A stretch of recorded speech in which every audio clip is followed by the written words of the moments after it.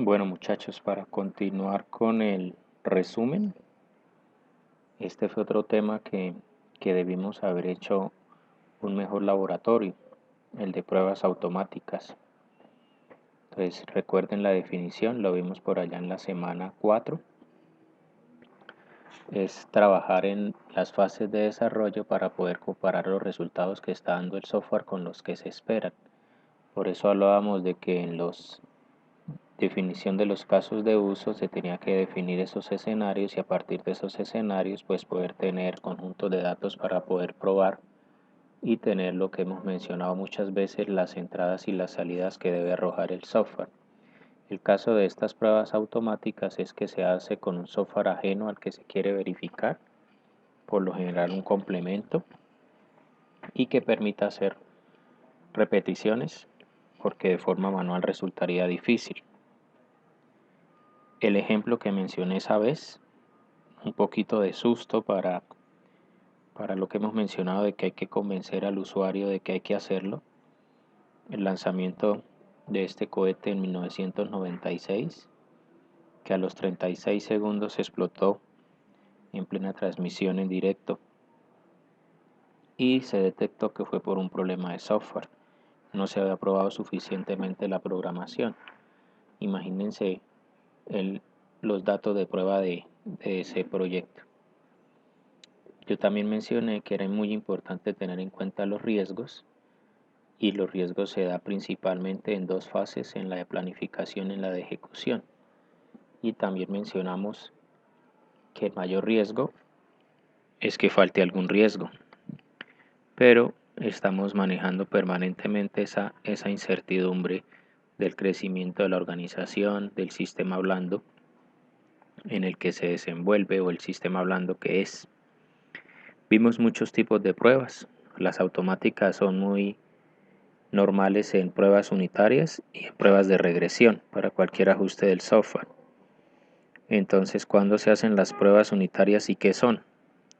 Recuerden eso por favor y recuerden los demás tipos de prueba y recuerden o reflexionen sobre esta pregunta: ¿cuándo automatizar y cuándo no hacerlo?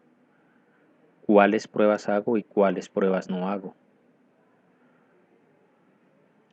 Hay unas herramientas que están de moda, una de ellas es Selenium, que es un framework para aplicaciones web.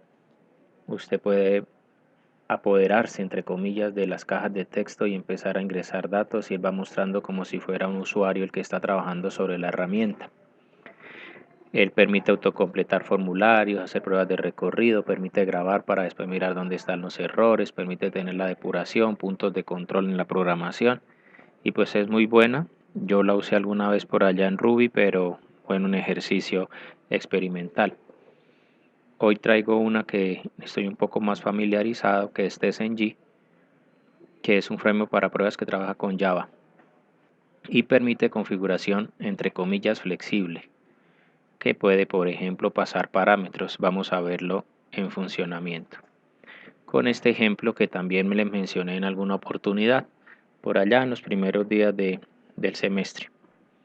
Típico ejercicio de que a partir de un valor me debe determinar la mínima cantidad de billetes a entregar de 50, de 20 y de 10. Lo hemos hecho con máquinas tragamonedas, con dispensadoras de café. Aquí está muy sencillo. Solo se le colocó una condición que sea menor o igual a 300. Miremos la solución que yo haría a ese programa. Entonces aquí está, falta la condición. La puedo poner o en el programa principal o la puedo poner en la clase operaciones. Voy a ponerla por ejemplo en la clase operaciones y voy a colocar por ejemplo que si el retiro es mayor que 300 o mejor menor o igual a 300 lo deje operar,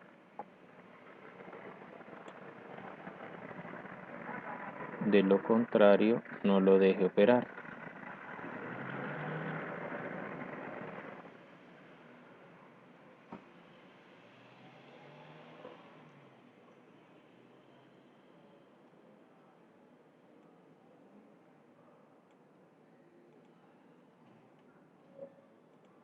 por ejemplo.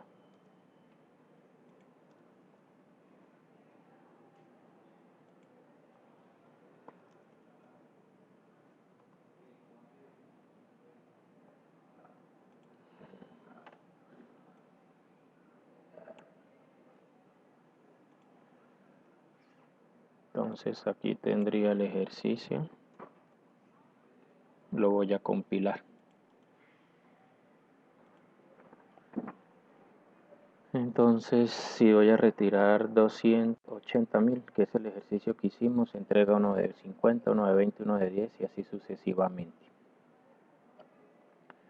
Yo ya tengo acá la prueba automatizada en donde yo tengo a través de TestNG un método, lo puedo llamar por ejemplo test, que lo que va a hacer es crear el objeto, asignarle un valor, el mismo que probé, y lo va a compilar, de tal manera que no necesita hacer la entrada. Entonces corro el ejercicio, él me corrió la prueba, y en este caso pues me dice que la pasé.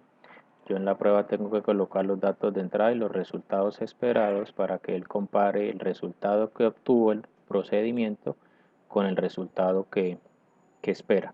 Al hacer esa comparación, él pues me entregará los resultados. La clave del ejercicio está en que yo pueda probar, por ejemplo, voy a mi clase de operaciones y quiero optimizar este código porque considero que no son importantes estas variables, porque se me ocurrió una mejor forma de optimizar. Yo ya pues la tengo por acá.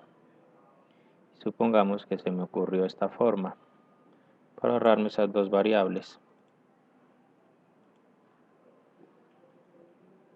Y compilo la prueba.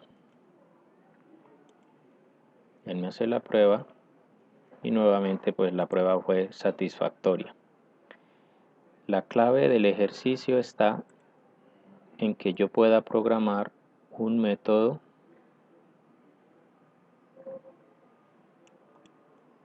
que me ejecute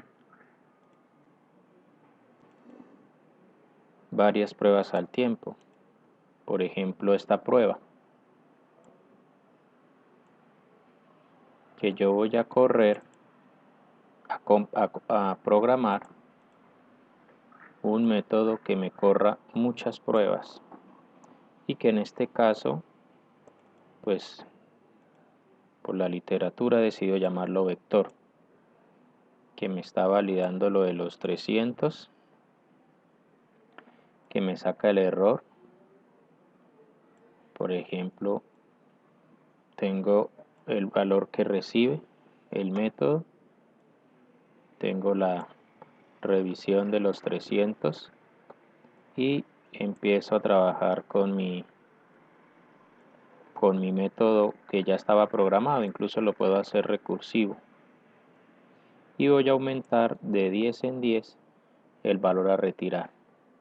Eso me arroja que yo tenga acá los datos de salida para los 31 casos de prueba que coloqué. Yo debería tener casos de prueba más variados, pero lo puedo hacer para este ejercicio así.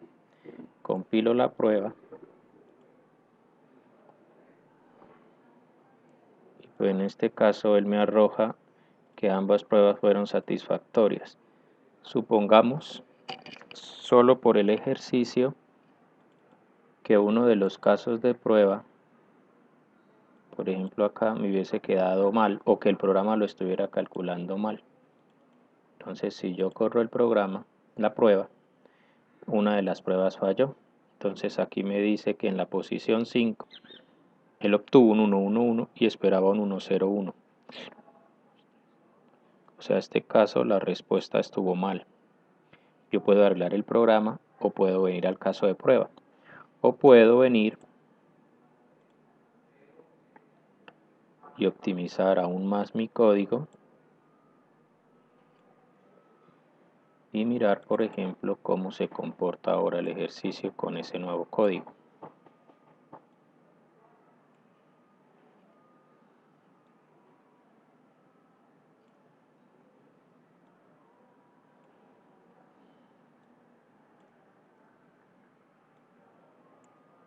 Pongamos que yo optimicé el código. Esta fue la solución definitiva a la que llegamos ese día. Aquí tengo un error, creo que es con este paréntesis.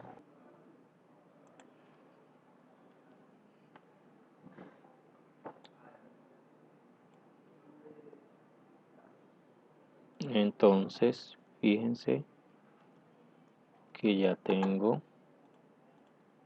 mi código optimizado. En este caso, pues lo que teníamos era el conjunto de datos de salida, pero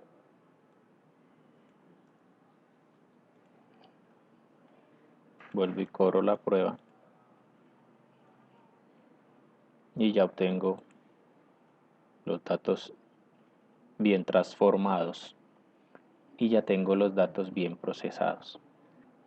Piensen en si cambio el programa, no necesariamente tendría que cambiar el conjunto de datos. Por ejemplo, en este, un valor real permitido, yo debería probar los conjuntos de datos para poder saber si, por ejemplo, ingresé un valor múltiplo de 5.